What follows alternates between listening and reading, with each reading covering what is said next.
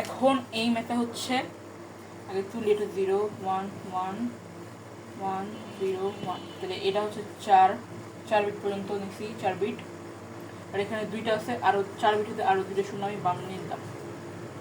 তাহলে এখন স্কেলটা আঁকি 1 2 4 8। তো 1 2 4 8 এখানে হচ্ছে এই সংখ্যাগুলো বসাই 1 1 1 0। তাহলে এখানে আমি ইউজ করছি কি 8 4 আর 2, 8 আর 4 কত, 8 9 10 11 12 আর 2 14। 14 মানে কি 14 হেক্সাডেসিমেলে কত, এখানে কিন্তু ভুলেও 14 লেখা যাবে না, কারণ আমি এখানে হেক্সাডেসিমেলে রূপান্তর করতেছি। তাহলে হেক্সাডেসিমেলে 14 মানে কত, 10 11 12 13 14। এটা এ, এটা বি, এটা সি, এটা ডি, এটা ই, মানে 14 মানে হচ্ছে ই। আর এটা কত 0 0 1 0 0 0 1 0। তাহলে এখানে ইউজ হয়েছে কত, 2, তাহলে 2 ই। তো এখানে এটাই হচ্ছে অ্যান্সার, আর কিছু নাই।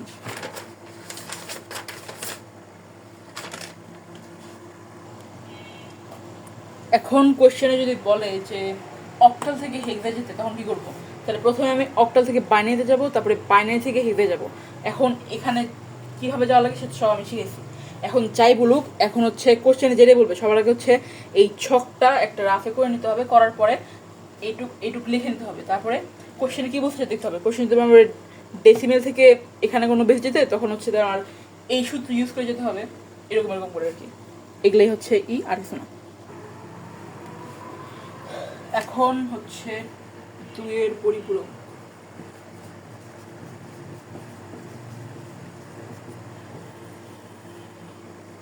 কোশ্চেনে যদি বলে 2 এর পরিপূরক, 2's কমপ্লিমেন্ট, যোগের মাধ্যমে বিয়োগ, যোগের মাধ্যমে পার্থক্য, কম্পিউটারের বিশেষ অপারেশনের মাধ্যমে পার্থক্য, এগুলো যদি বলে তাহলে এই 2 এর পরিপূরক দিয়েই ম্যাথ করতে হবে। তো এখন একটা ম্যাথ দেখি।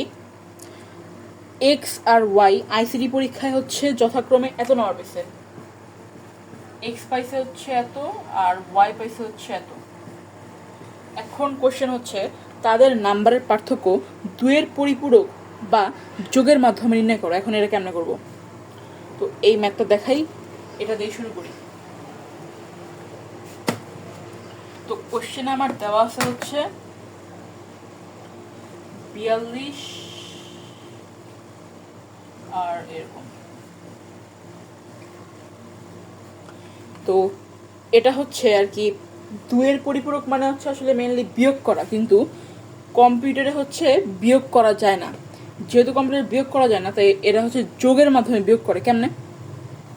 তো এটাই কি লেখা যায়, সামনে যদি আমি +42 লিখি, সমস্যা আছে কোনো?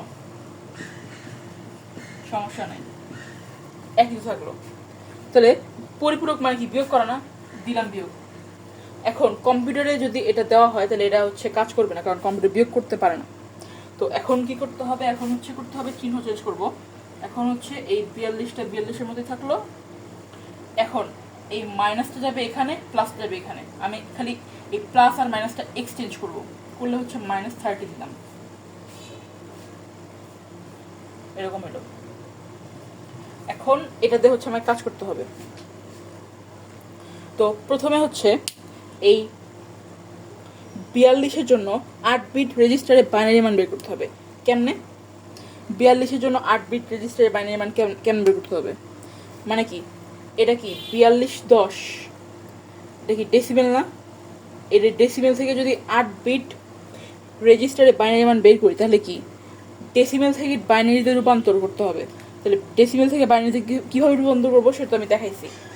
মানে এই যে একটু আগে যে বেস থেকে রূপান্তর করে শিখলাম ওরকম করে, বা এটা ক্যালকুলেটরে করা যায়।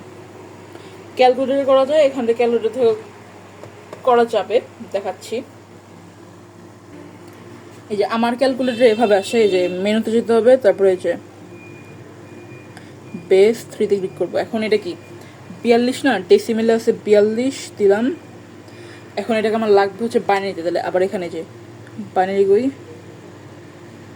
এই যে এই লগের উপরে আর কি বাইনারি লেখা, বাইনারিতে ক্লিক করলাম, এটা এসে গেল। মানটা হচ্ছে এই যে এটা। এখন এটা এই বাম পাশ থেকে শুরু করে আমার 8 ঘর পর্যন্ত নিতে হবে, তাহলে হচ্ছে 8 বিট হবে। তো এমনি নিলে হয় হচ্ছে এই 42-এর এখানে লিখতে হবে 42 এই যে প্লাস 42 10, এটার 42 এর জন্য 8 বিট রেজিস্টারে বাইনারি মান ইকুয়াল হচ্ছে 00101010, এটা আসে 1 2 3 4 5 6 7 8, এটা আসে। এখন হচ্ছে এই যে এখানে +30 আছে না, এই +30-র জন্য বের করতে হবে। +30-র জন্য 8 বিট রেজিস্টারের বাইনারি মান সেম ওয়েতে বের করলে এরকম আসবে 00011110, তাহলে করে হলো 4 5 6 7 8, হ্যাঁ 8টা আছে। এখন এটাকে আবার একের পরিপূরক করতে হবে। একের পরিপূরক মানে হচ্ছে এখানে যে সংখ্যা থাকবে সেটা উল্টানো, 0-এর জায়গায় 1, 1-এর জায়গায় 0, 0-এর জায়গায় 1, 0-এর জায়গায় 1, 1-এর জায়গায় 0, এরকম। তাহলে এটা হচ্ছে একের পরিপূরক। এখানে পাশে থার্ড ব্র্যাকেট লিখতে হবে একের পরিপূরক। আর নিচে এখন এটার সাথে যদি আমি আরো এক যোগ করি তাহলে এটা হয়ে যাবে 2-এর পরিপূরক। এই যে ক্যালকুলেটরে এটা করা যায় সেম ওয়েতে, এই যে ক্যালকুলেটরের মোডে যে বাইনারিতে নেওয়া আছে, তারপরে এই বাইনারি এই সংখ্যাটা তুলতে হবে, তোলার পর যোগ এক দিলে যে রেজাল্ট আসবে সেটা এটা নর্মাল ক্যালকুলেশন আর কি, ক্যালকুলেটরে করা যায়। তো এটা করলে আসে হচ্ছে 111000010। তো এটা হচ্ছে 2-এর পরিপূরক, এখানে ব্র্যাকেট লিখতে হবে। তো এখন এটা বের করছি হচ্ছে আমরা, এটা হচ্ছে +30-এর জন্য এরকম ছিল। এখন আমার এটার মান হচ্ছে -30, -30-এর মান হচ্ছে যেটা। তাহলে অ্যান্সারটা কেমনে হবে, উপরেটা মুছে দিই, এটা এরকম হবে। +42-এর জন্য হচ্ছে আমি পাইছিলাম কত, +42-এর জন্য এটা পেয়েছি এই যে 00101010, আর হচ্ছে -30-এর জন্য পাইছি এটা, কই গেল, 111000010, এরকম। তারপরে এটা হচ্ছে ক্যালকুলেটরে যদি বসে একটা রেজাল্ট আসবে। আর এটা +42 ছিল, আর এটা হচ্ছে -30 ছিল, তাহলে কি, আর এখানে হচ্ছে যোগ ছিল, তখন করলাম না, জাস্ট এটা সাদা লিখছি, এখানে করলে এটা আসবে 12 10, আর এখানে যে অ্যান্সার আসবে সেটা। এখন এখানে হচ্ছে অ্যান্সারটা আসে এরকম, আমি সব মুছে দিই তারপরে এটা বুঝতে সুবিধা হবে।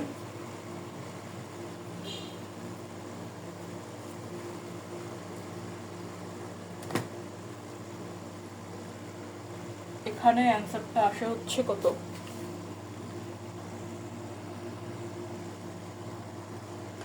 অ্যান্সার আসে